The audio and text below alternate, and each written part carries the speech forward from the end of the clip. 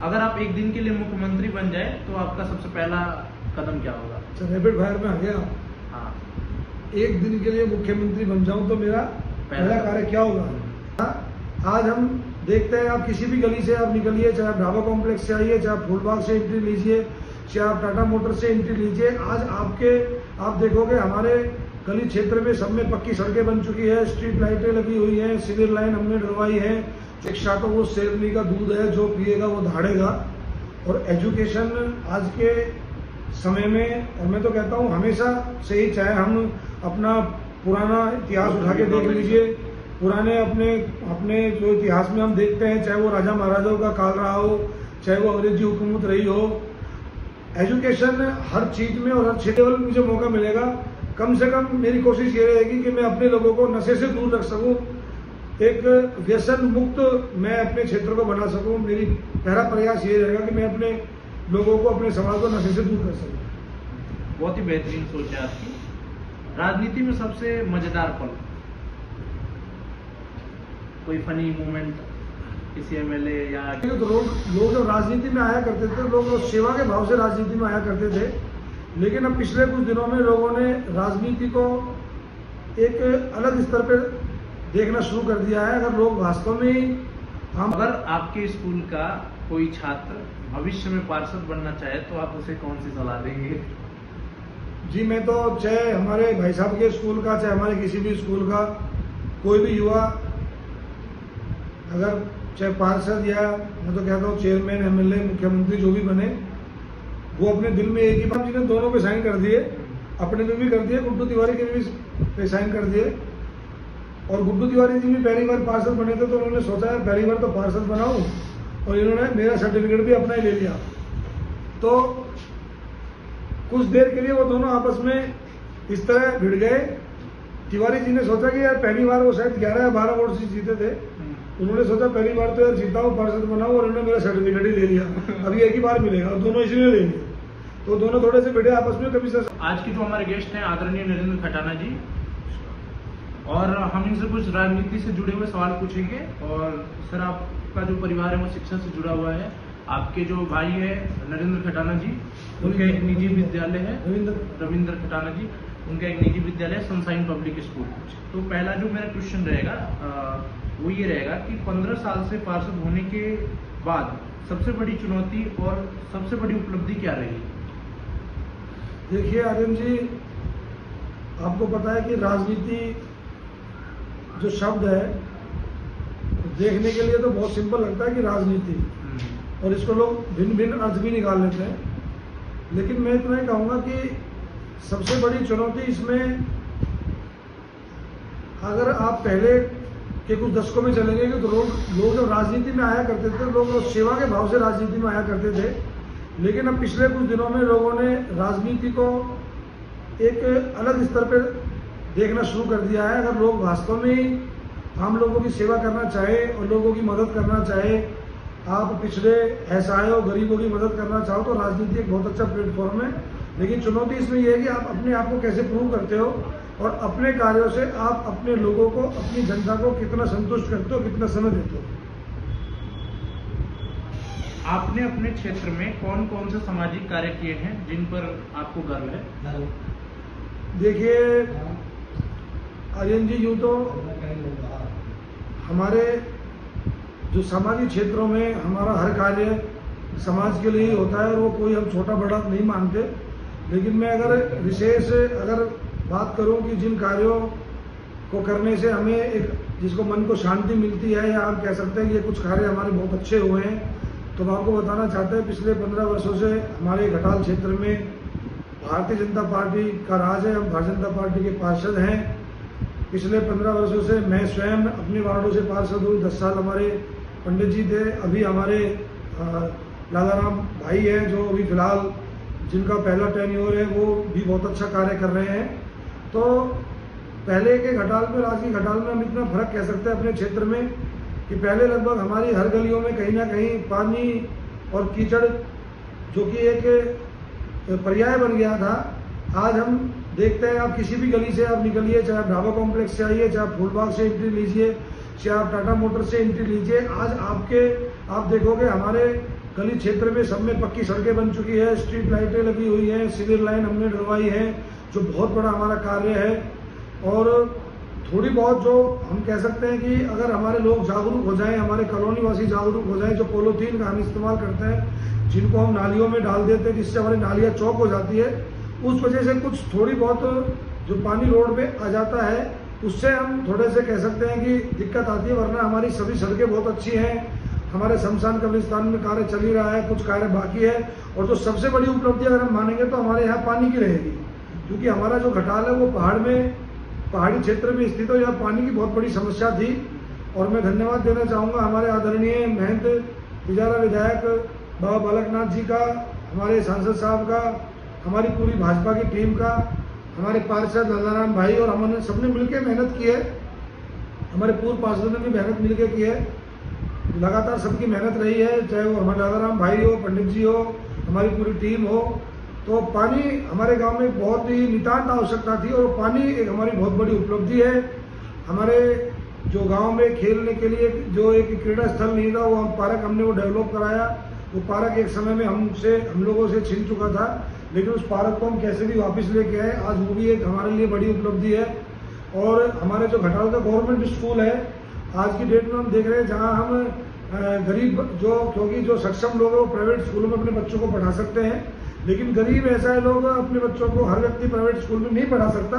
तो हमारे घटाल का जो गवर्नमेंट स्कूल है वो मेरी ख्याल से नगर परिषद भिवाड़ी में सबसे सर्वोत्तम स्कूल है। उसकी जो भौगोलिक स्थिति है, उसकी जो बिल्डिंग है, उसके जो हमारे स्कूल में सबसे ज़्यादा नामांकन है, लगभग 800 के आसपास नामांकन है।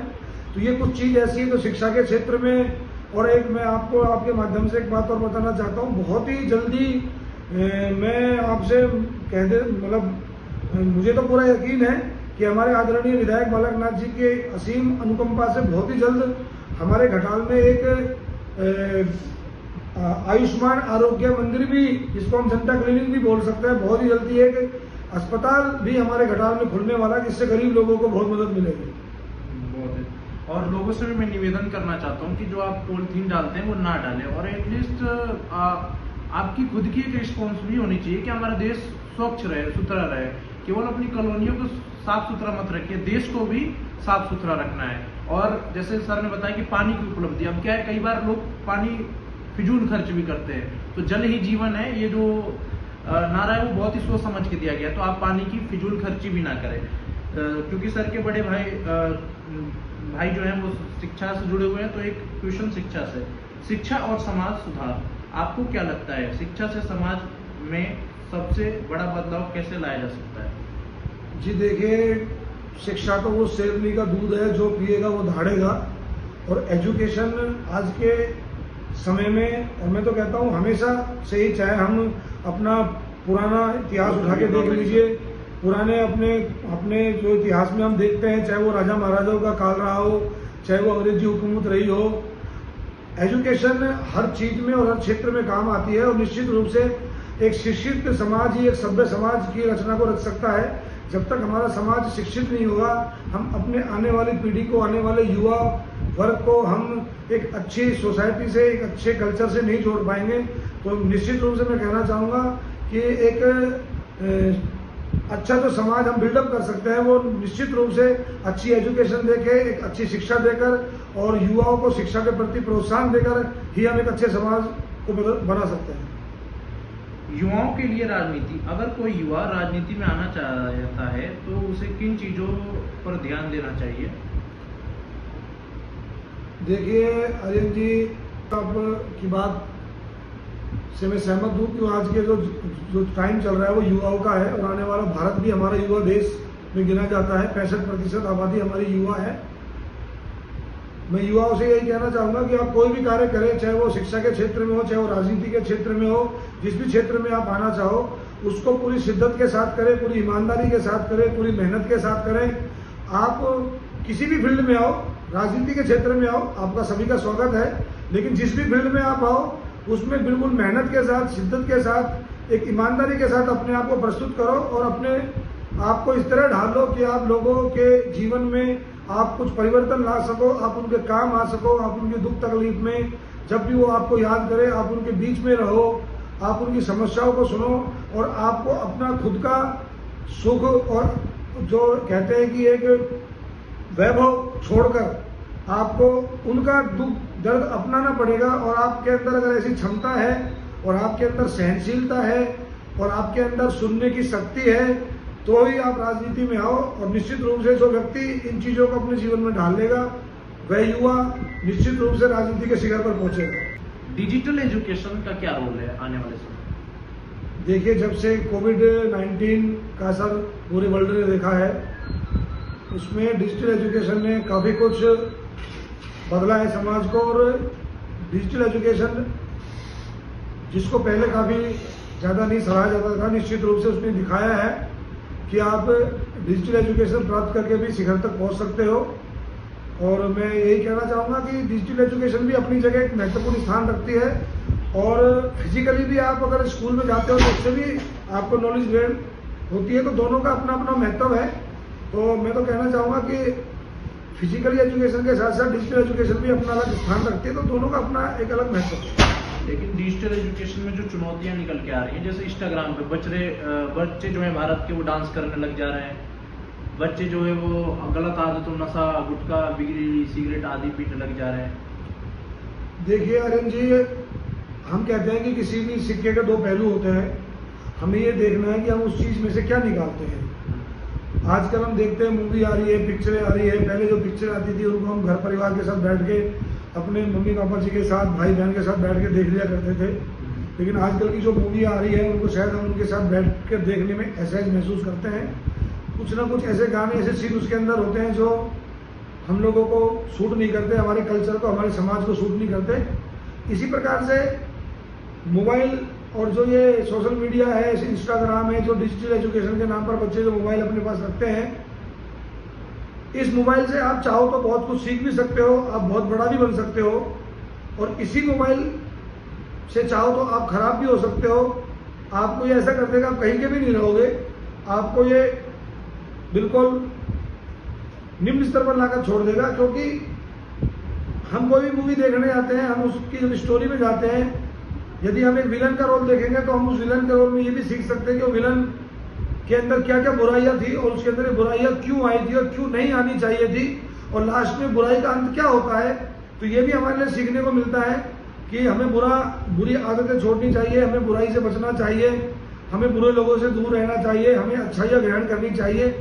और यदि हम उसमें से बुराइयाँ ढूंढेंगे, हम विलेन को अपना हीरो समझेंगे, हम उसको आदर्श समझेंगे, अपना रोल मॉडल समझेंगे, तो निश्चित रूप से वहाँ हम अपने जो जीवन को अंधकार की तरफ लेके जाएंगे। तो ये हमारे ऊपर भी डिपेंड करता है कि हम इनमें से क्या चीज़ निकाल रहे हैं। तो निश्चित रूप से हमें आज के इस डिजिटल की दुनिया में हमें अपने आप को देखना होगा, अपने आप को संयम से काम लेना होगा कि हमें इसमें से अच्छाइयाँ और अच्छी चीज़ें निकालनी है और जो गलत और जो बुरी चीज़ें उनसे हमें दूरी बनानी चाहिए। बिल्कुल सही बात है। आने वाली पीढ़ी के लिए संदेश, क्या कोई ऐसा जीवन मंत्र या सीख है जिससे आप नई पीढ़ी के साथ साझा करना चाहते हो?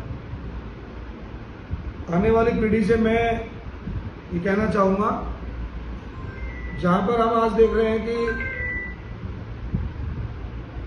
हमारा युवा वर्ग जो है नशे की तरफ बहुत ज़्यादा बढ़ रहा है, और ये जो नशे का व्यसन है ये बढ़ता ही जा रहा है, दिन पर दिन बढ़ता ही जा रहा है।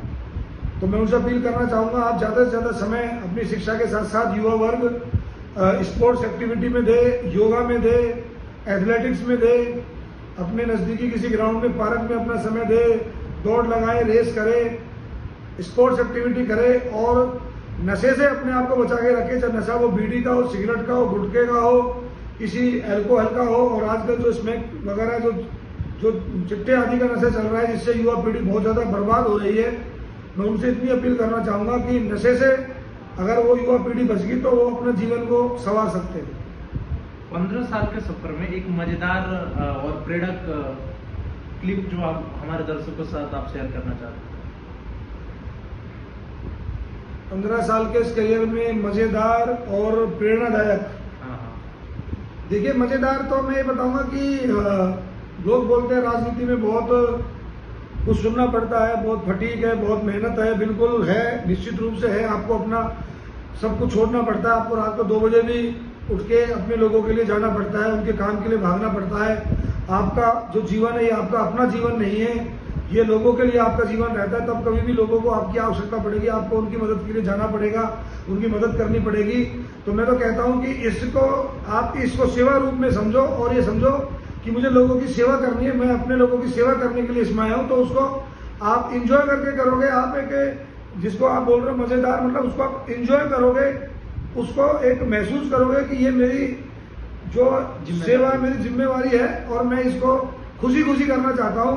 तो वो आपको आनंद देगी, आपको खुशी की अनुभूति देगी कि मैंने कम से कम आज अपने पूरे दिन में कम से कम मैंने अपने 2, 4, 10 लोगों की मदद की, मैंने उनका कोई अच्छा कार्य किया, और मैंने उनके लिए, अपनी जनता के लिए, अपने लोगों के लिए कुछ मैंने मदद की, उनके लिए मैं कहीं कुछ काम आया। तो ये एक आनंद देने वाली चीज है। और प्रेरणा मुझे इस चीज से ये मिली है इन 15 वर्षों में कि जो मैंने लोगों की सेवा आज तक की। मैंने देखा 2014 का चुनाव में मुझे पार्टी ने टिकट नहीं दिया था, तो जनता की आवाज पे, जनता की भावनाओं को देखते हुए मैं बिना टिकट के मैंने चुनाव लड़ा। तो लोगों ने मुझे इतना प्रेम दिया, इतना प्यार दिया। मैं लगभग पूरे जिले में मैं सबसे ज्यादा वोटों से मैं जीत के आया। मुझे लोगों ने इतनी प्रेरणा दी, मुझे उस चुनाव से इतनी प्रेरणा मिली कि यदि आप लोगों के लिए जियोगे, लोगों के लिए काम करोगे, लोगों के लिए अपने आप को खपाओगे, लोगों के लिए मेहनत करोगे, अपना सुख दुख लोगों के जीवन को अपना बना लोगे और लोगों के बीच में रहोगे, तो जनता भी आपको उसका रिवर्ट करती है। जनता आपको अपने प्रेम से आपको भर देती है, अपने आशीर्वाद से आपको भर देती है। और मुझे निश्चित रूप से प्रेरणा जनता से ही मिली है कि यदि आप जनता के लिए जियोगे, जनता आप पर दोनों हाथों से प्यार लुटाएगी। और ये मेरे जीवन में बहुत बड़ी प्रेरणा थी 2014 का चुनाव। उस चुनाव ने मुझे इतनी ऊर्जा और प्रेरणा दी कि मैं कोशिश करता हूं कि मैं जो भी समय मेरे जीवन से मुझे मिला हुआ है, सोने के अलावा, जो रात में जो निद्रा का समय रहता है, कोशिश करता हूं उसके अलावा मेरा जीवन का जो भी समय है मैं अपनी जनता के लिए दूं। और सोते वक्त भी मैं कई बार ऐसी मजबूरियां, लोगों की कुछ ऐसे समस्याएं आ जाती है कि रात को भी उठ के उनकी मदद के लिए जाना पड़ता है। तो हम क्वेश्चन पूछेंगे, ठीक है? अगर आप एक दिन के लिए मुख्यमंत्री बन जाए तो आपका सबसे पहला कदम क्या होगा? अच्छा, रैपिड फायर में आ गया। हाँ, एक दिन के लिए मुख्यमंत्री बन जाऊं तो मेरा पहला कार्य क्या होगा? मेरा पहला कार्य होगा सब चीज छोड़कर फ्री चिकित्सा और फ्री शिक्षा। सब लोगों को फ्री चिकित्सा मिले, क्योंकि गरीब लोग हैं, अपना इलाज हर जगह नहीं करा सकते, उनका फ्री इलाज हो और सभी बच्चों की शिक्षा फ्री हो। ये जो चीज फ्री हो, बाकी तो लोग अगर एजुकेटेड होंगे तो निश्चित रूप से वो बड़े बन जाएंगे। बहुत ही बेहतरीन। राजनीति में सबसे बड़ी सीख जो आपने सीखी?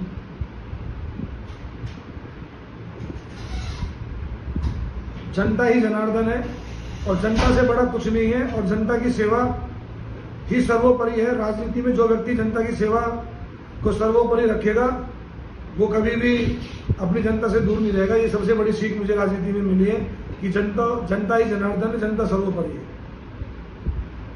अगर आपके स्कूल का कोई छात्र भविष्य में पार्षद बनना चाहे तो आप उसे कौन सी सलाह देंगे? जी, मैं तो चाहे हमारे भाई साहब के स्कूल का, चाहे हमारे किसी भी स्कूल का कोई भी युवा अगर चाहे पार्षद या मैं तो कहता हूँ चेयरमैन, एमएलए, मुख्यमंत्री जो भी बने, वो अपने दिल में एक ही बात रख के चले कि जनता से बड़ा हमारे लिए कुछ नहीं है, और ये जनता ही जिन्होंने हमें इतना आशीर्वाद और प्यार देती है।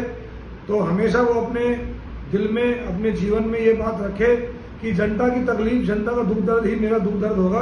बस वो अपनी जनता के दुख दर्द को मिटाता हुआ आगे बढ़े, वो कभी भी जीवन में कभी भी असफल नहीं होगा।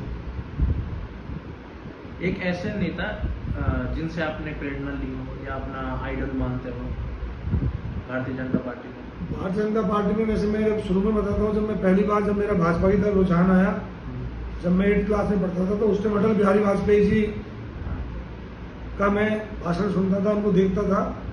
तो निश्चित रूप से अटल जी मेरे प्रेरणादायक थे।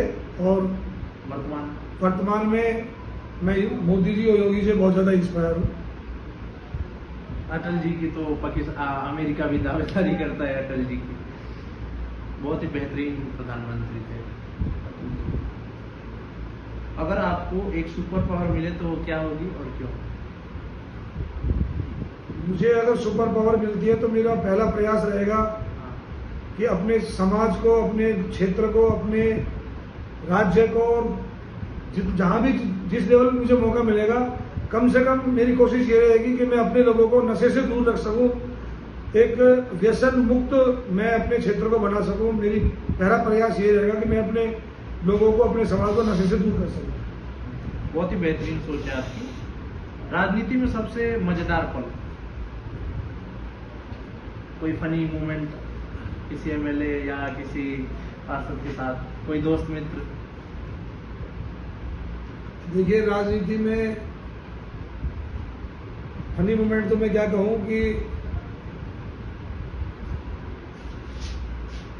ऐसा कोई विशेष पल तो मुझे ऐसा लगा नहीं, क्योंकि राजनीति के अंदर तो आपको हर समय एक ऐसे एग्रेसिव और सक्रिय रहना पड़ता है।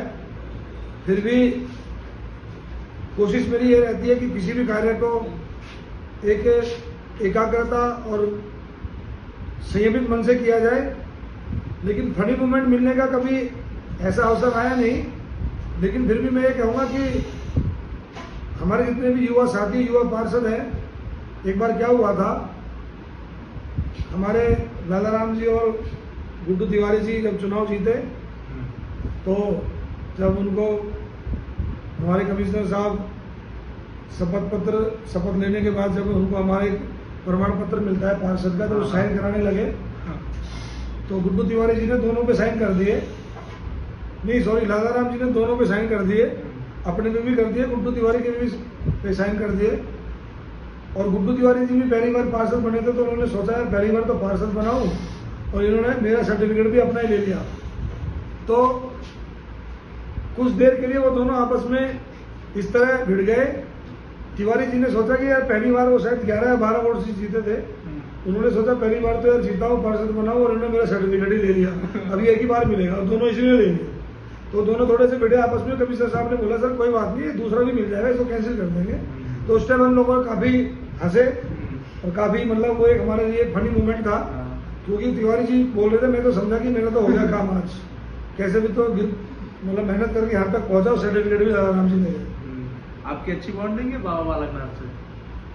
जी, वो हमारे लोकप्रिय विधायक हैं, तो मेरी क्या, सभी लोगों की उनसे अच्छी बॉन्डिंग है, और सब लोगों को वो चाहते हैं, और सब लोगों की वो बात सुनते हैं, और सब लोगों की वो चाहते हैं। तो निश्चित रूप से हमारे भी वो प्रेरणादायक है। और एक लास्ट मैसेज हमारे दर्शकों के लिए, इसी के साथ हम अपना पॉडकास्ट। मेरा आपके दर्शकों को यही मैसेज है कि आर्यन विद्यार्थी जी ने अपना चैनल भी 2 बनाए हुए हैं, शिक्षा के क्षेत्र में भी, और एक भाई ने पॉडकास्ट का भी चैनल बनाया है, और बहुत काफ़ी युवा है और काफ़ी मेहनत कर रहे हैं। तो मैं चाहूँगा भाई भी शिक्षा के क्षेत्र में अच्छे अच्छे मैसेज, अच्छी चीज़ें डालें, ताकि हमारे युवा लड़कों को, जो आज हम देख रहे हैं बच्चे हमारे जो शिक्षा से दूर हो रहे हैं, जो पढ़ाई से दूर हो रहे हैं, जो कहीं ना कहीं नशे में लग रहे हैं, जो खाली घूम रहे हैं, घर वाले भी उनसे परेशान रहते हैं, वो अपने बच्चों को भी नहीं संभाल पा रहे हैं। तो एक अच्छा समाज आप बनवाने में मदद करें, लोगों को एजुकेटेड करें, ताकि हमारा समाज शिक्षा की तरफ बढ़े, रोजगार की तरफ बढ़े, और वो अपने खुद को भी संभाले, अपने परिवार को भी संभाले। और मैं लोगों से कहना चाहूँगा, भाई के चैनल को भी सब्सक्राइब करें, जो ये अच्छी चीज़ें डालता रहे, अच्छे मैसेज जनता के सामने पहुँचाएँ, इनका चैनल भी आगे बढ़े और ये समाज को भी आगे बढ़ाए। मैं आप लोगों से ये अपील करूँ। और जैसा कि आप लोगों ने देखा, एक आदर्श पार्षद के जो गुण होते हैं, अगर आप इनको अपनाएंगे तो आप एक बेहतरीन पार्षद तो बन सकते हैं, ठीक है। और मैंने जहाँ तक खटाना अंकल में देखा है, मैंने देखा है कि खटाना अंकल सबको साथ लेके चलते हैं। इनकी फेसबुक पोस्ट में एक जोड़ूंगा, ठीक है, आप देखिएगा। खटाना अंकल हिंदू, मुस्लिम, सिख, ईसाई सभी वर्ग, सभी जातियों के व्यक्ति को साथ लेके रहते हैं खटाना अंकल। जैसे कि मैंने आपको बताया कि जैसे गरीबों की मदद करना हो गया, गवर्नमेंट स्कूल में बहुत बार जाते हैं, और महिलाओं को जागरूक भी करते हैं। एसपी साहब जो भिवाड़ी की है, जस्टी मैथिली जी, वो और खटाना अंकल महिलाओं को जागरूक करते हैं, और भी बहुत सारे काम किए हैं। मतलब इस क्षेत्र को बहुत डेवलप किया है खटाना अंकल ने, क्योंकि इस क्षेत्र में शिक्षा तो बहुत बड़ी बात है, इस क्षेत्र में स्कूल चलाना भी एक बहुत बड़ी बात है। बिल्कुल आर्यन जी, क्योंकि हम देखते हैं कि हमारा क्षेत्र पहले काफ़ी पिछड़ा हुआ था, तो स्कूल भी हमने काफ़ी अच्छा किया है। सर गवर्नमेंट स्कूल, ऐसा स्कूल हमारे क्षेत्र में आसपास है भी नहीं, और हमारी प्रयास भी चल रहा है कि इसको अपग्रेड भी कराने का। और प्राइवेट स्कूलों की हालत जो कि गवर्नमेंट स्कूलों की जो हालत तो इतनी अच्छी नहीं होती है, लेकिन हमारे घटाल के स्कूल की जो बिल्डिंग है, जो ग्राउंड है, जो व्यवस्था है वो काफ़ी अच्छी है और स्कूलों के मुकाबले में हम अपग्रेड भी करने की कोशिश कर रहे हैं। और इसी के साथ साथ जो लोग अपने बच्चों को प्राइवेट स्कूल में पढ़ाना चाहते हैं तो प्राइवेट स्कूल भी यहाँ पे हैं, गवर्नमेंट स्कूल भी यहाँ पे है। और अभी बहुत ही जल्द मैंने आपको बताया भी था कि हम कोशिश कर रहे हैं महंत अपने तिहारा विधायक बाबा बालकनाथ जी के अनुशंसा पर बहुत ही जल्द हमारे यहाँ एक छोटा हॉस्पिटल भी खुलने वाला है, जिससे गरीब लोगों को यहाँ पर फ्री इलाज भी हो सकेगा। तो हमारी कोशिश यही रहती है कि पहले जो हमारे घटाल और आज में, चाहे वो पानी की समस्या हो, आज हमारे घटाल में हर जगह पानी की लाइनें डली हुई है, कनेक्शन भी हो रहे हैं, सिविल लाइन के भी हो रहे हैं, सड़कें भी बनी हुई हैं, स्कूल भी अच्छा हो रहा है, कब्रिस्तान शमशान में भी काम चल रहे हैं। तो मैं कह सकता हूँ कि हमारे घटाल पहले के मुकाबले में काफ़ी बदला है। बस मैं लोगों से आपके चैनल से अपील करना चाहूँगा, बड़े हाथ जोड़ के अपील करना चाहूँगा मेरे गांव के युवा साथियों से कि नशे से आप लोग दूर रहो, नशे से बचो। जो कुछ भाई हमारे नशे का काम कर रहे हैं, आप लोग भी इस काम से दूर हो और कुछ अच्छा कार्य करो, ताकि आपके गांव की आने वाली पीढ़ी अच्छा बने और शिक्षित हो। जरूरी नहीं है, मैं अपने लिए नहीं कह रहा, क्योंकि आपके बच्चे भी मेरे बच्चे, मेरे भाई है, मेरे परिवार के लोग, आप सब मेरा घटाल गाँव मेरा पूरा परिवार है। और चाहे घटाल चाहे भिवाड़ी क्षेत्र हो, जहाँ भी ये नशा फैल रहा है, इस नशे से दूर रहो, इसको बंद करो। और बच्चा चाहे मेरा बिगड़ रहा है, चाहे आपका बिगड़ रहा है, अल्टीमेटली वो भारत का भविष्य खराब हो रहा है, वो हमारे गांव का भविष्य खराब हो रहा है। तो मैं ये अपील भी आपके चैनल से करना चाहता हूँ। बहुत ही बेहतरीन बात कही इन्होंने। और मैं भारत के लोगों से कहना चाहता हूँ कि हमें जरूरत है ऐसे पार्षदों की जो भारत को सशक्त भारत बनाए। हमारा एक सपना था सोने की चिड़िया। सोने की चिड़िया कब बनेगा? जब देखिए राजनीति की सीढ़ी होती है पार्षद, जब लोग यहाँ ईमानदार होंगे तो आने वाले समय में भी और लोग बेहतरीन बनेंगे। तो ये पॉडकास्ट आपको कैसा लगा आप कमेंट करें, ठीक है। जय हिंद, जय भारत माता। शुक्रिया।